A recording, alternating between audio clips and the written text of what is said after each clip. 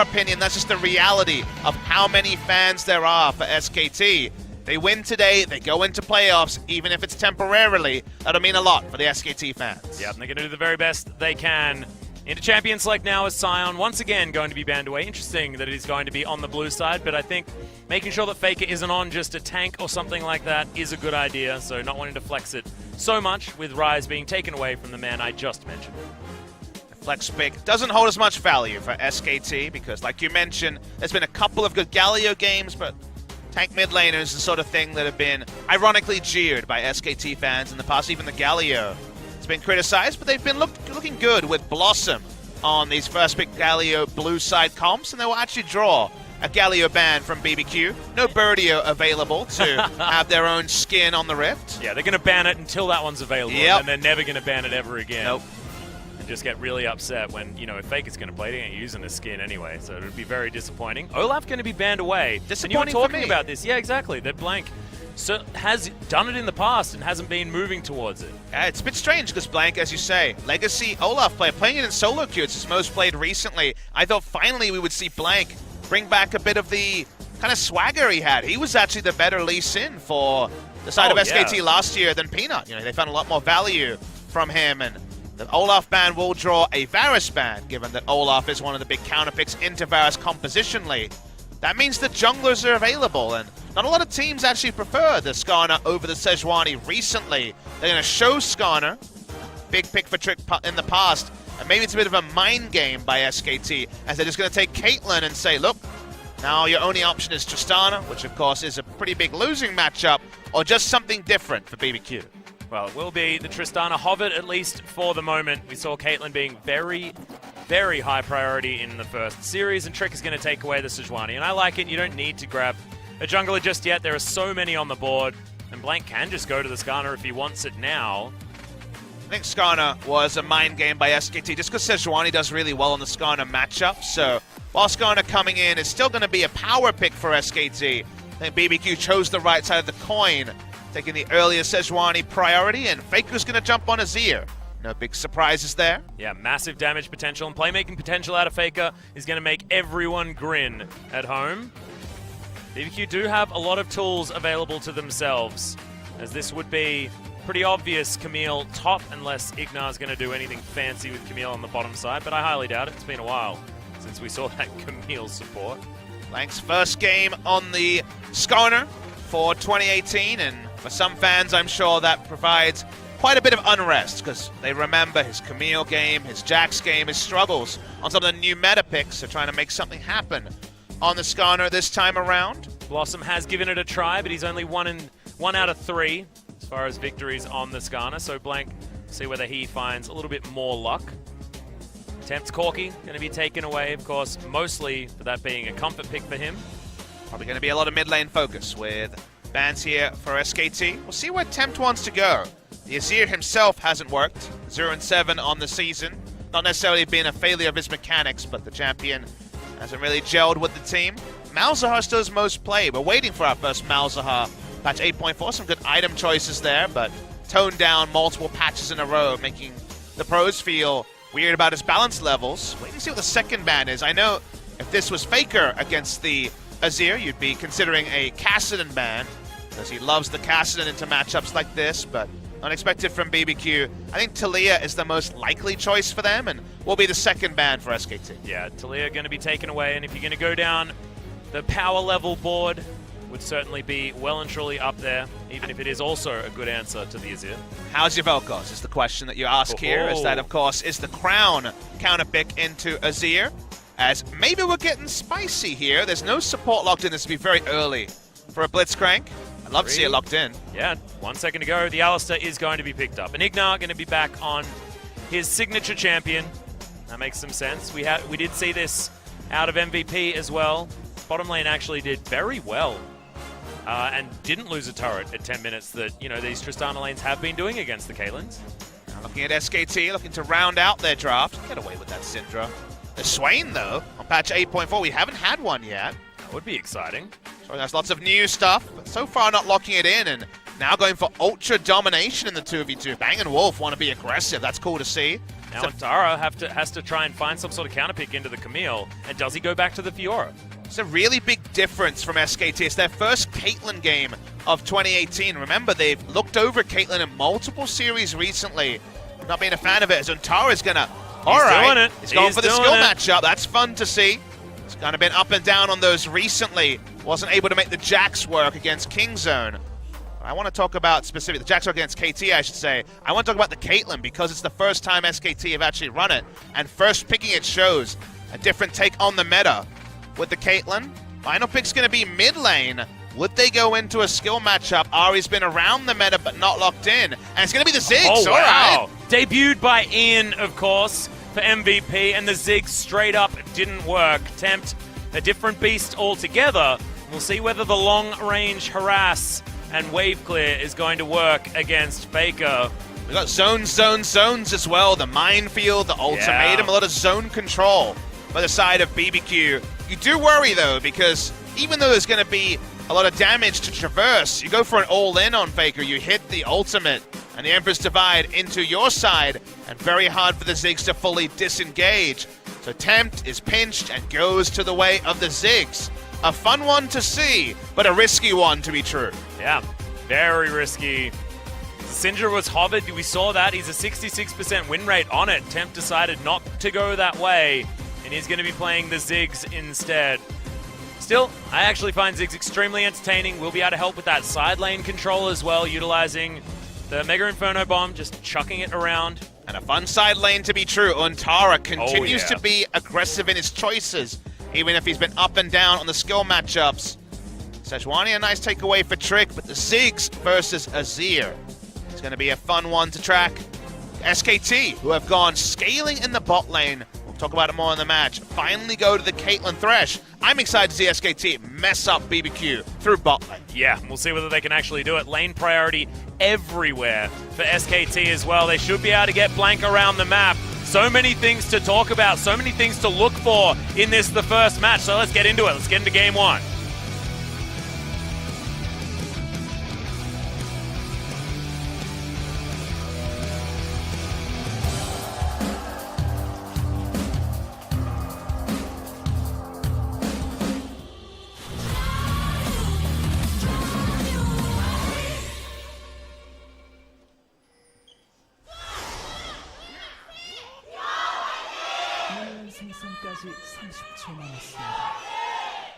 I love it.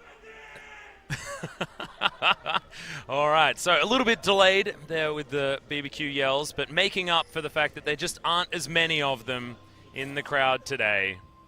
A lot of cheers for Faker. We had the Chinese SKT fans come around and give us some gifts as well. The cheerfuls in full siding in the crowd, but this is a very, very different draft from SKT, who last time we saw them were back to the Sivir Atlas. They were on the Sivir again, and I sat there and said, it's a lot of scaling, don't know how to feel about this, and it lost, and there was no surprise there. Now you see them go for lane priority. This is Caitlyn Thresh, about as aggressive a 2v2. First Caitlyn on the season coming through from Bang.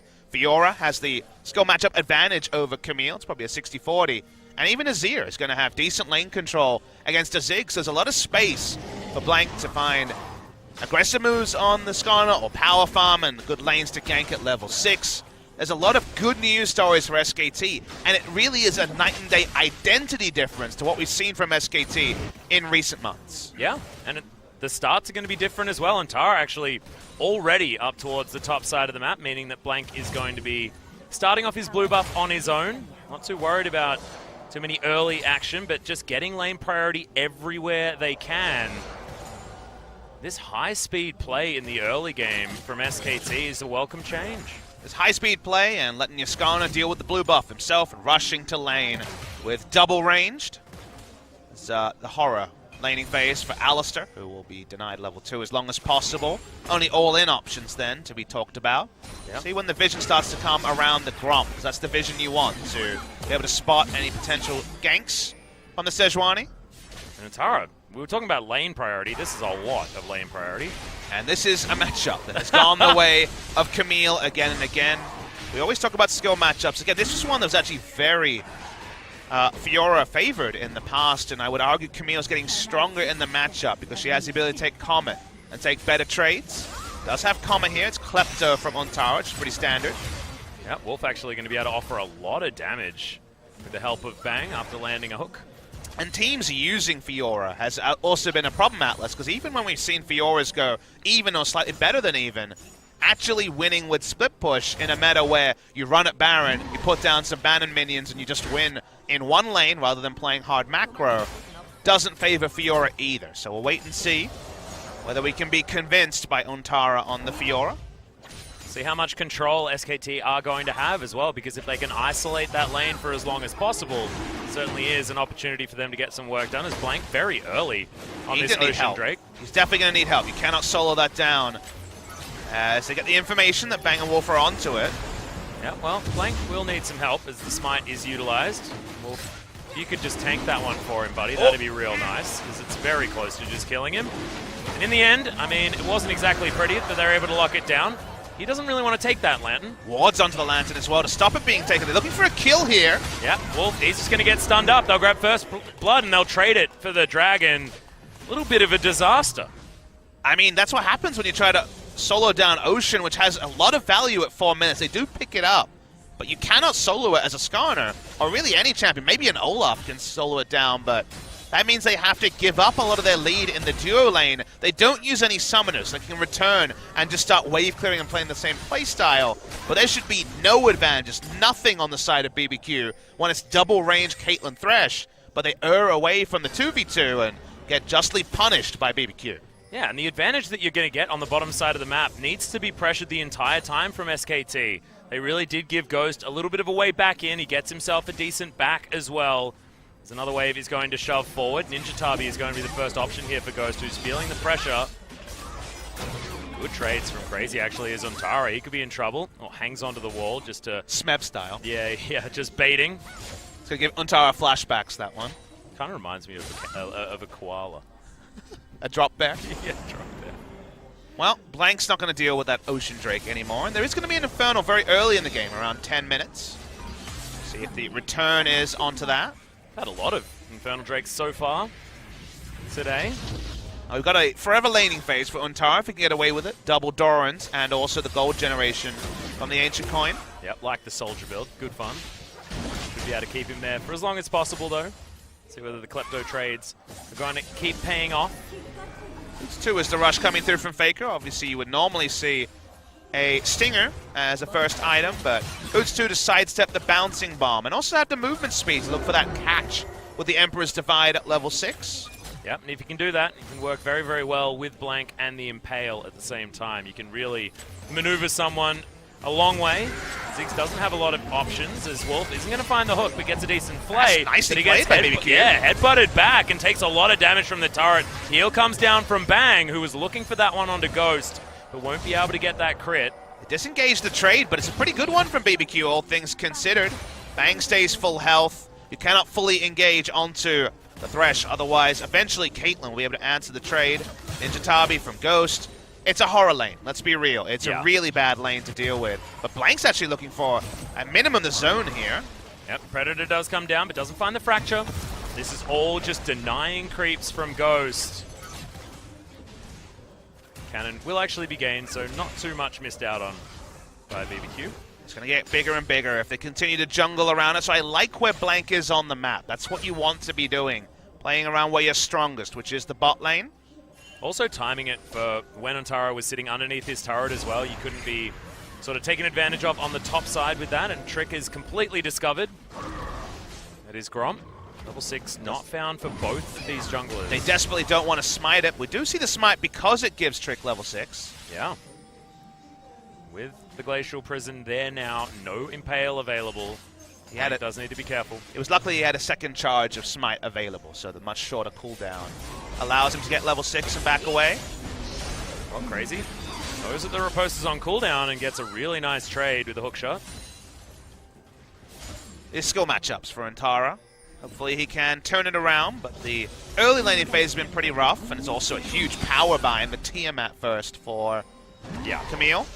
Also, just how the matchup does work. You mentioned already that he gets the Comet access, does Crazy, so always going to have a little bit more power, but Untara are going to be happily scaling towards his first few items. and then become that terror in the split push in the later stages of the game. Blank will steal away a buff, and we're seeing Blank return to his old ideology of being super aggressive. He's going for a top lane gang. Pings are there. Crazy should know this. He's going to get a lot of health back as there's the flash just to deny Crazy moving forward. Ultimatum comes down. He's just going to wander out. But that's ultimate and flash on cooldown now. Sejuani in a ward, but has his ultimate bot lane. Whoa, in goes BBQ. They do manage to get the Lantern as bang. He's flashing. He's not wasting any time with this all in. His heal was down and ult was available on go, so he needed to show the respect. Nice aggression. Trick is spotted, or at least inferred, because of the fact that he went over a ward earlier. And look at Ignar. He's trying to put one in there. We have to remember, this was, of course, Ignar on the side of Misfits against SKT's bot lane, where he read them like a book a couple of times. And Misfits almost had the ultra upset over SKT in the quarterfinals at Worlds, so definitely get one over on Bang & Wolf again. Well, we'll see whether they can go in for any more of these all-ins. Tristana Alistar has been a duo lane that we've been seeing since almost the inception of League of Legends. I still remember Chaos and Special playing it Season 1, so...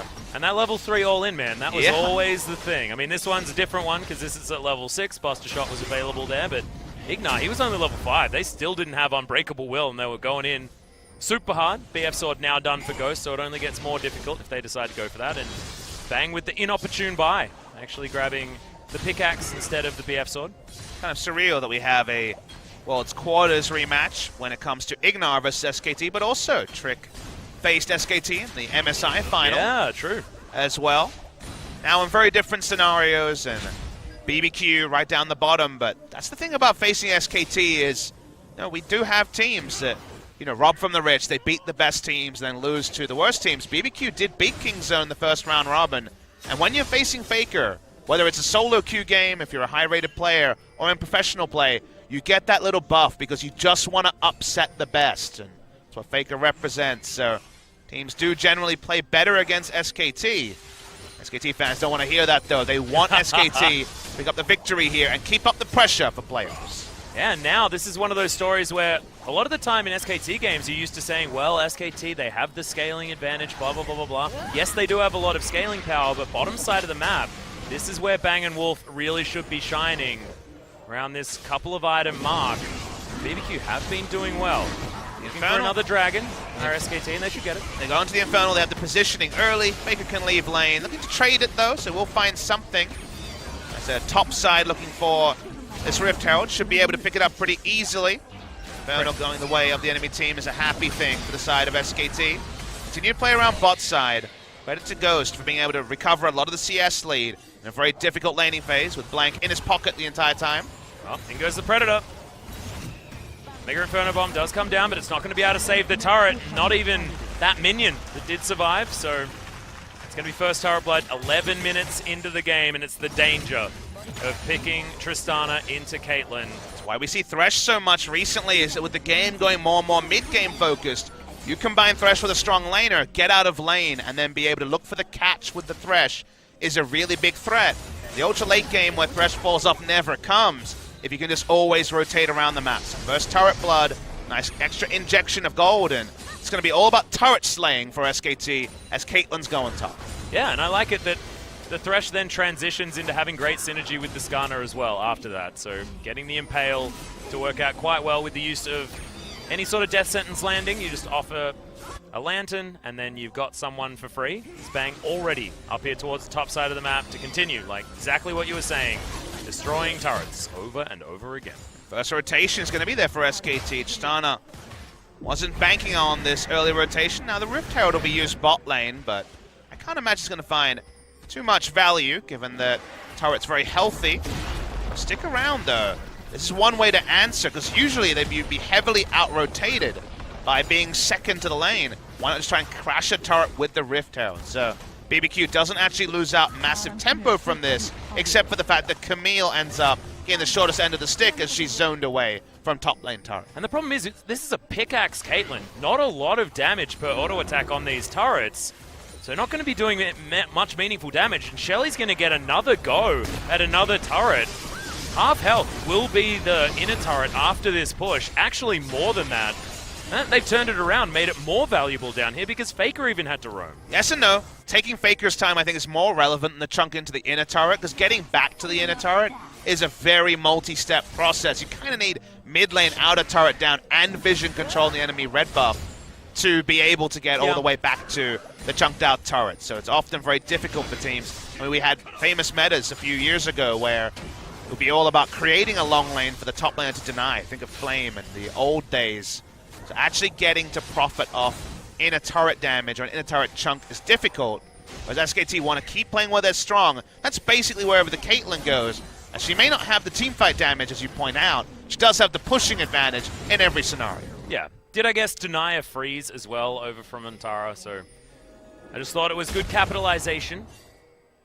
Blank still hanging out here towards the top side of the map, and this is where things get dangerous for BBQ. Is the chunk out much more relevant when it's the outer turret? If SKT lose a fight, I think there will be a pretty severe turnaround in this game. Predator is announced, though. Yeah. Blank's just zoning away. They just want this turret. They want to keep the game pace up.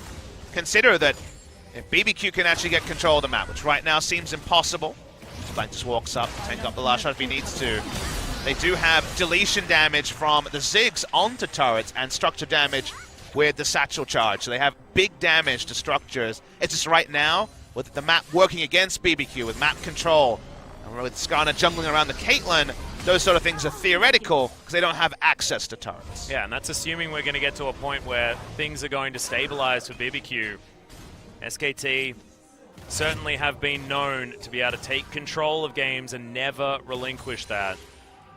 We may be getting a little bit confused, you know, because MVP versus Kongdu was a different story. That was games being thrown backwards and forwards, and that is not where we're sort of putting SKT, especially strategically. With a coach like Koma who knows how to construct a composition that has an identity. SKT once again looking like they have that option. It's such a different identity. It's really cool to see that, you know, 5 days later or so since the last time they played, suddenly, out of nowhere, the priority on Caitlyn. First Caitlyn game of the season. Suddenly, looking for proactive plays, even without Blossom on the lineup. Trying to take the mid lane turret. Difficult to do against the Ziggs on the first push, but Skarner pushing up vision in the area. And such an early Drake that seemed like a large cost at 4 minutes represents 5 spawns if they continue to take them off spawn. So see if SKT can keep it up. It's a different SKT game plan, but like you say, one that historically they've been able to engineer just fine. Yeah. I'm excited to see a new look as well. I'm sure all the fans at home thinking the same thing, because we want change from SKT. We want something to breathe new life into these players. They're playing the same thing over and over again for a long time there and not getting anything. Now, coming off the loss against KT, the loss against Kingzone, a loss against BBQ would feel so much worse. Redemption for a lot of these players. Antara up here towards the top side, looking to try and defend against Ghost. Able to have him out of Crazy's lane for a long time. He's been taking losing trades, as we saw, around the Camille for the last parts of the game. So he's going to be happy that it's been other lane assignments. Now Faker's into the lane against the Camille. You notice Ziggs has no control of mid at all. Mid lane priority the most to the side of SKT. Right now no one's really playing to mid lane, but double control ward sticking means that he has to respect the Skarner at all moments. BBQ gonna answer the turrets though. Second of the game, gonna be taken here. Yep. Top and bot lane, outer turrets removed from both teams, and that's going to even things out almost completely. Klepto advantage certainly on the side of SKT, but Fiora's not going to make as much bank from that rune as people like ADD did in our last series. And Temp just showing so much respect. He knows there's no control at all, no information at all. But that does mean that rushing to the third Drake spawn at 17 minutes is easy for the side of SKT. So the secondary win condition, the Elder Dragon, especially the second Elder Dragon, oh my, that'll be an amazing buff. He's going to be there. Ludicrous amounts of damage. The mountains this game. Second Cloud Drake, which Skarner's happy about. Yeah. Booking it. He's going to have so much movement speed. We'll have to keep our eye on those numbers. Move forward. Crazy. Try and take down this Gromp. See Blank. He's here, but he's looking to just go back home. See how far into his next item he can pick up. The only unknown here for SKT, whose game plan so far has been very solid, is what does the side lane in the 4-1 look like for SKT? You're not going to group with Fiora unless you have to. Ideally, Fiora should be winning the lane matchup pretty hard against the Camille as the game goes on. But what will it actually look like given Untara's recent struggles? The one thing to give you pause after otherwise, a very clean, very straightforward game plan has been executed well by SKT in the first 20 minutes. Yeah, at the moment, it looks like Crazy's having an absolutely fantastic time, and I'm glad you sort of let us know we do need to be waiting until the game moves a little bit further forward before Fiora can just opt in for any all-in that she'd ever want. But now, Blank, he's in trouble. He's going to get permafrosted and can't click on the lantern. The wards going down on top have been brilliant. And Blank is going to fall. That is the second time SKT member has been caught out of position. Has had to do with where the Skarner's been positioned. It does mean their mid lane turret lasts longer, and the longer the mid lane turret lasts, the more time traditionally Tristana will have around minion waves, and thus the more items Tristana will have before this game crests into true team fights. Still feels almost like we're back in a lane swap meta when it comes to everyone has been playing structure focused, and in the case of SKT, taking Drakes as well. BBQ are happy with the game continuing to gel because they have backup team fighting, with the Camille having the true flank teleport options and Tristana and Ziggs together being insane turret destroyers. You get a Baron and a Banon, my god, the turrets are going to be the most dead ever. We know it takes 8 shots from a bannered up siege minion empowered by Baron. Well, if you have the satchel charge, it doesn't even take 8. It takes about 5 and a satchel, and the turret's dead. Yep, and Tempt is going to have his 2 items in now. The Banshee's Veil comes down. We've got Trinity Force for Crazy. What's my favorite thing to talk about? It's item spikes, and I think BBQ are in a great position to try and go for any fight they can find. And what do you know? Baron's going to be up in 20 seconds. Opportunities now. As the game goes on, it's interesting because we spoke about the early power that SKT have. That was on the bottom side of the map. As the game moves on, the Fiora should be able to get to a position where you need to send a team to kill her. And Faker's going to be ridiculously powerful with all of his consistent damage. I think Blank's going for a Baron build. By that, I mean Warmog's quite early. Usually when you see Kindle Gem and another Ruby Crystal, it's indicative of the Warmogs. Yeah, Trick also able to pick that one up already. But it fits much cleaner onto the Sejuani, and her identity has even had health scaling for damage. To me, the only reason to do that on a Skarner is to peel off Baron a million times. So yep, it's probably going to be the call here. Baron did have the Warmogs did have the threshold increased to 3,000 on this patch, so a little bit harder to get the greater Warmogs healing passive activated. BBQ looking for Blaze. Yep, there's the flash. Trick just jumps right on top of Bang, and he takes most of his health bar. Oh, the flash bouncing bomb. But a casual sidestep's going to be enough to get Bang out of the way. All of his summoner spells are down, and he should have to go home because there's no lifesteal just yet. Is this an opportunity now for BBQ? And the answer is no, because there's so much vision for SKT. Double flash for a single flash, and also use the flash on the Ziggs to make that happen. I think they should just accepted the chunk and just disengaged. They went for the optimistic flash bouncing bomb, don't get it. While Bang will be down summoners. Like you mentioned, it's all about the next step, and it doesn't really even get them Baron control, as Blank's in the area, stopping them from going for full control around Baron for BBQ. Yeah, Trick actually moving on over to his Raptors, so not even going to get an opportunity for that. So curious call. Sort of understood why they were going for it, and then all of the things that they could have done, they just decided not to do. So perplexed. Trinity Force now matched by Untara on the top side as well. So Demancy starting to pay off. He's down 50 CS. Crazy probably still with a slight advantage. Looks like it will be not the Ravenous Hydra this time around for the Camille. Titanic for faster pushing, because you push a wave, you think about the teleport. You push a wave, you think about the teleport. Fiora is only about fighting in minion waves because of her lifesteal-centric build. Expected to be a Ravenous Hydra there, whereas Crazy has a lot more teamfight options. So I like the idea of the Titanic. Yep. Here's the satchels. See you guys. That turret is going to go down, and the turret lead now going over to BBQ. Feels like against the flow of play, but with spikes coming in left, right, and center for BBQ on the top side of the map, you can understand why SKT have to play a little bit more respectfully. Level 16 is the big one for the Fiora, just so the ult kicks into the highest gear possible. She's still very uninterested in laning against the Camille, and that's to the tune of 50 CS, with Klepto to be included, though, and also Now into the Nomad's Medallion. Going to be concerns that the gold generation going to make it pretty much a wash.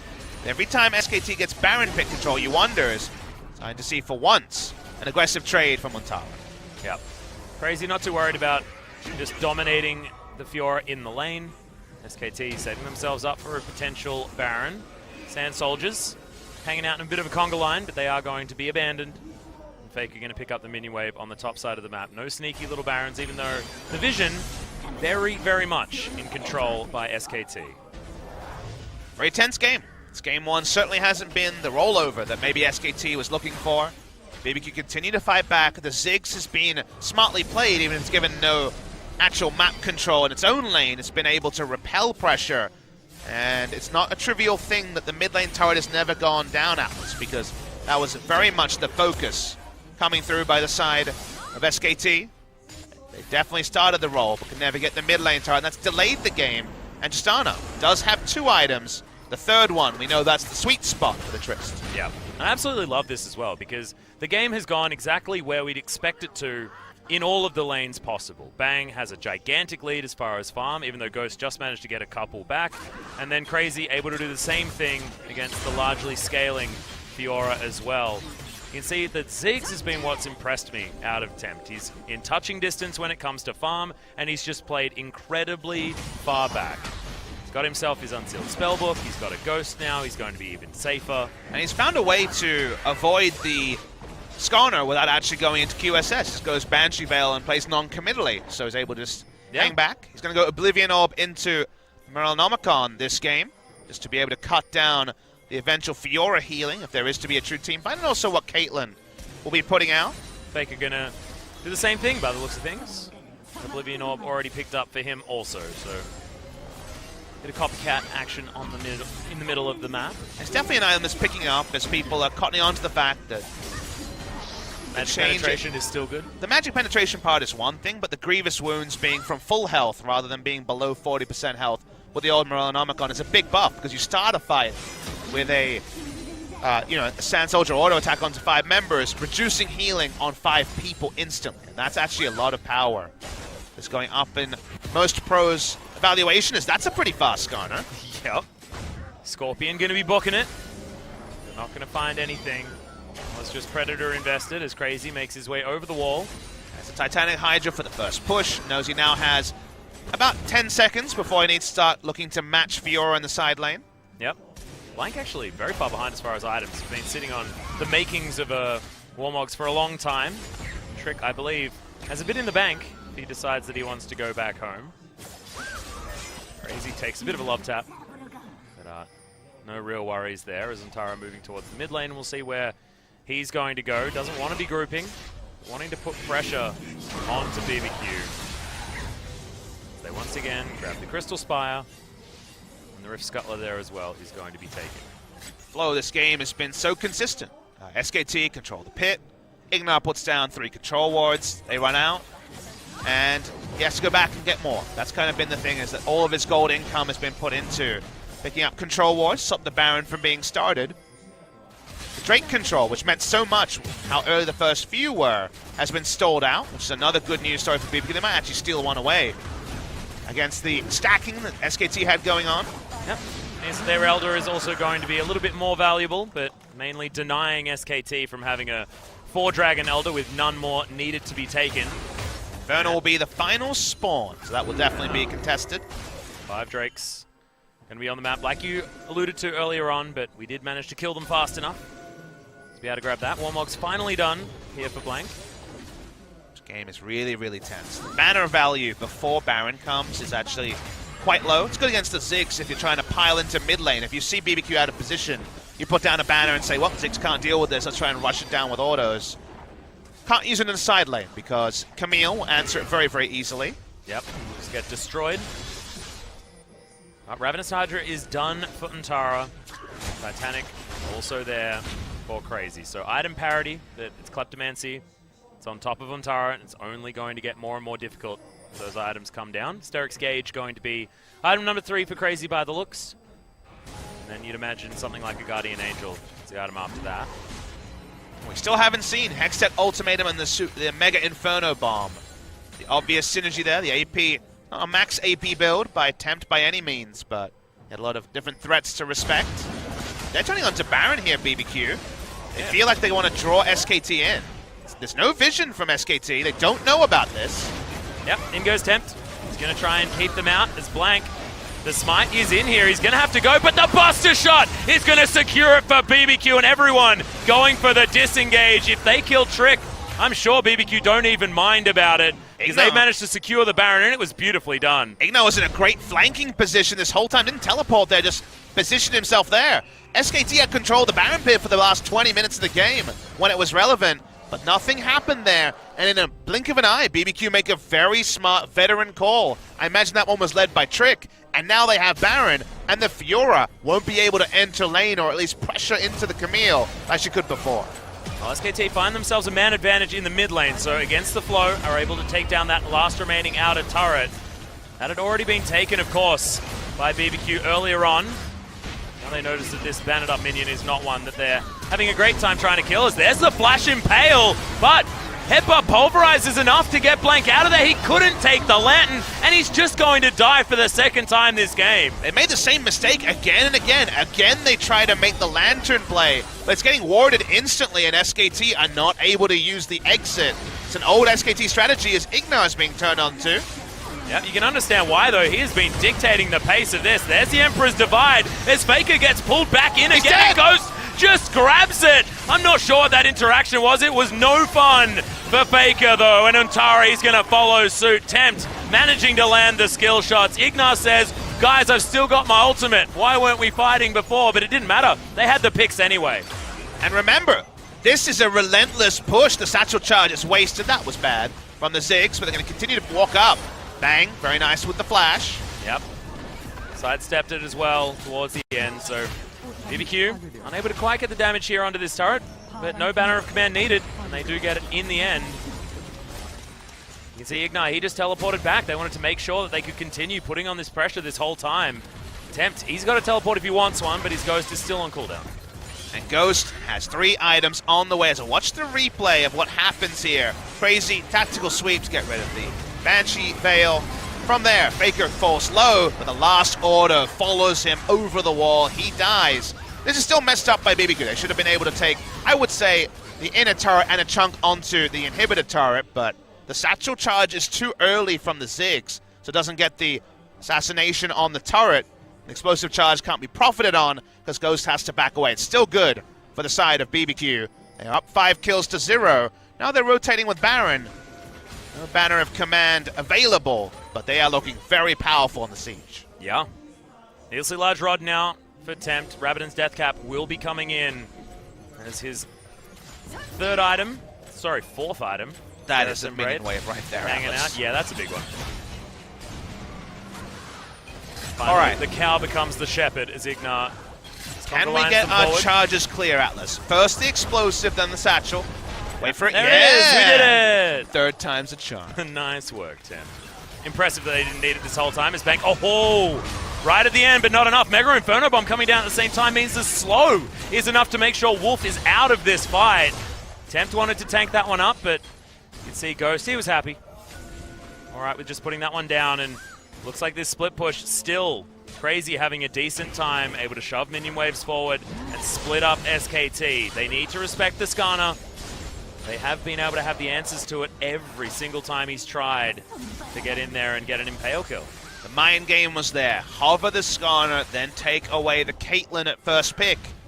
But the Sejuani was the right choice by Trick. And you think about the reverse game, I feel like the Sejuani from Blank would have been able to push them over the edge from some of the things that, honestly, the Skarner has been zoned away from. The Skarner has been able to provide almost nothing this game. Oop, hook. Almost. Trick understanding that it was already flying through the air. I'm sure he didn't, but sidestep looked like he did. Infernal spawns in 20 seconds. It'll be difficult for SKT to get there because they have so little map control. They do have flank wards that haven't been scouted yet by the Ziggs. 33 minutes could be a potential timing for a Flame Horizon. So Crazy on the top side as well. And Ignar, he wants to make sure of it, because if Untara's dead, then he's not going to be able to find it. He's going the right way, though, Untara. Unfortunately, into the enemy team. Yeah, I mean, there's the right way, and then there's this way, but He is actually going to be able to do it. Infernal Drake, and now there's all 5 of them standing here. Mega Inferno Bomb onto 3 as Faker dashes out of the way. But that means that BBQ now have control. It's an Infernal apiece, and Ignar gets another headbutt pole. Blank has had the worst time ever this game. They still haven't found themselves a kill, SKT. Just can't find the rhyme and rhythm with Untara and Blank for the 3rd game in a row. Gets caught, nothing the Skarner can do. Ignar predictably on the Alistair, going for his backdoor plays. Bang drawn to the top lane wave. So the wave to be brought up first by Tristana, then by Ziggs and the Camille. Still very easy for BBQ to break the base with the 2 charges, the explosive into the satchel. But for now, SKT been good at stopping that turret assassination from Tent. Yeah, minute and a half until that Baron is back up again, and BBQ want to try and get some siege in here. Checking in on Ghost, level 16 now. Draw a bead, starting to really even out against Bang's range. Right to SKT, they're running BBQ between turrets, and never have we seen the ability for Ziggs and Tristana DPS down 1, and multiple turrets above 60% is just fine for SKT because they want to crash down 1 wave to BBQ. We're looking over at the gold. This tells you the story that right now it's not the biggest gold lead. It's only 4,000. It's not massive for 34 minutes. They're looking for Ignar. He has to flash. Yep, Faker could almost get himself in there, but decides not to invest the flash. Yeah, Baron's spawning in 50 seconds, so if Ignar dies, you might have him respawning and teleporting in, but you won't have Baron control. Because now if you kill a support, there's no tracker's knife to put down vision, and there's just a real poverty of vision being available, so you won't be able to get the setups, and the pick from Skarner becomes more reliable. So, smart of Ignar, he gets away, able to return. He actually is going to turn it into the Ghost, going for a full pick build. But also making sure that he gets the flash back up again. Had a couple of charges on that spellbook, so this is one of the cheeky things you can do. Switch it on over, and then grab yourself a fresh flash on your other summoner spell. So nicely done. Sort of thing that can be fat-fingered, but we're going to give Ignar the benefit of the doubt. He's a big playmaker. Well, also, his flash is so valuable because he's been making so many of these plays and getting himself into the right position. Guys, remember, it is announced globally when both teams change their summoners. It's something that SKT will know.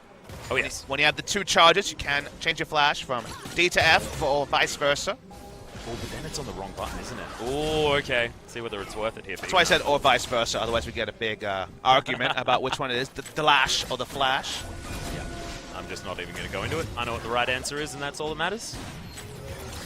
The vision control battle is certainly coming in, but Trick, he wants to start an actual fight. Mega Inferno Bomb yet again doing so much work. Bam. That's crazy. He's team fighting like a beast right now. Bang, outside of the fight. Untara explodes as the Sun Turret is all Faker can do. He's trying to walk out, should actually make it, but 5 members of BBQ should be able to get him in. Here's Faker going 1v5 and still able to flash to relative safety and clear up the minions. He's going to proxy the wave. That's why he makes the move. He desperately wants to stop BBQ for the push. They don't feel confident enough to actually tank it up. Caitlyn's going to respawn and get in position. The play from Faker denies them control on an inhibitor, but they're going to rush straight to Baron. Yeah, Baron should be able to be taken here, but you have to hand it to Faker. That was stunning. Saved the base. They may have an opportunity now to stall things out, but with a Baron buff, the BBQ won't have contested at all. Should be an opportunity for them to really crack things open. The theory there was that BBQ were going to take the mid lane inhibitor quickly because of the Ziggs and the Tristana, and then get Baron as well, because SKT wouldn't be in position to actually contest it. So that's why he comes in just to taxi the wave. That was a really deceptive ultimate from Trick, like the animation canceling, and Blank dies as if he was never there. Instantly dead was Wolf as well. They can't kill the Caitlyn as you run out of chases eventually. I know that's surprising to hear about it, Camille. Yes. But from there, they get the Baron. They still are in a wonderful spot to break the base, but they still haven't done it at 37 minutes. Yeah, Ignar going for full team fight as well. Lock of the Iron Solari means that there's only 1 banner of command. Trick did pick that one up very recently. So Crazy actually going to get pulled all the way in, but he just puts down the ultimatum. Maybe they wanted this Mega Inferno Bomb. Huge damage, and SKT were obliterated. It should be illegal to be having that level of WMD on the Rift. Holy crap, he just died instantly. Rapidus Deathcap's really strong right now, Papa Smithy. Oh my goodness, Tempt. 4 gigantic items. That's why you can't fight in a corridor, but honestly, I don't blame SKT. We haven't seen Ziggs do anything since he was an AD carry. Nope. And they're going to win the game from this. Nothing the Fiora can do. Yeah. And the game around him. And BBQ Oliver is looking to deny some of those playoff hopes. They're not out of it if they lose to BBQ, but it gets a whole hell of a lot harder. Yeah, Bruce the Bomby Knocker just knocks down the Nexus alongside BBQ. But I don't think, you can't call that an SKT loss. You call that a BBQ victory because they played out from the mid-game forward beautifully. I haven't seen Trick with that much control in a long time. The difference between the two teams is that everyone on BBQ knew their role. I love Temp just hanging back. Oh, yeah. I'm Ziggs. I've got ranged wave clear. The Ziggs ended up being a masterstroke even before the explosion with the Hextech ultimatum. And on the side of SKT, you say, Blossom isn't playing Blank's there. Did we get value from Blank? No. And the Fiora picking for lane, didn't work either. So those two parts, which have been a consistent problem for the side of SKT, again need to be looked at. Will we see a change in lineup? Because Coma's got the book out. He's trying to work it out. But so far, BBQ Olivers executed way better than SKT outside of the early game where the Caitlyn Thresh got value done to a point until the Ziggs delay. It's 2014 all over again because the amount of delay they got from the Ziggs, the mid lane turret, just wouldn't go down. Yeah, and that was only delay in the laning phase early on because there was nothing about delay when it came to that late game, and that Ziggs was playing super far up, flashing for bouncing bombs even if it didn't necessarily work. But it's the Mega Inferno bombs hitting 3 to 4 people every single time, always layered on top of that Glacial Prison. Just an absolute joy to watch. BBQ Olivers understood that team composition inside and out. Everything worked out. And they are a 9th place team. The power of BBQ never seemed to gel, but in this game, the off meta met the inside meta, met a very nice game 1 victory. Yeah, absolutely stunning stuff. And I don't know, how do you bounce back from that sort of performance? SKT must still be reeling, and there's still 2 more games to go. Do we see Untara back for game number 2? Do we see Blank back for game number 2? I personally have my doubts that we're not going to be seeing a different iteration of SKT as we come in after the break. And guys, I know it's a lot later than it normally is at this stage, but it looks like this series is getting spicier and spicier. So definitely worth the wait if you were sitting there in purgatory earlier on just wanting to see SKT. Guys, we are going to have that short break right now. We'll see you right after for game 2.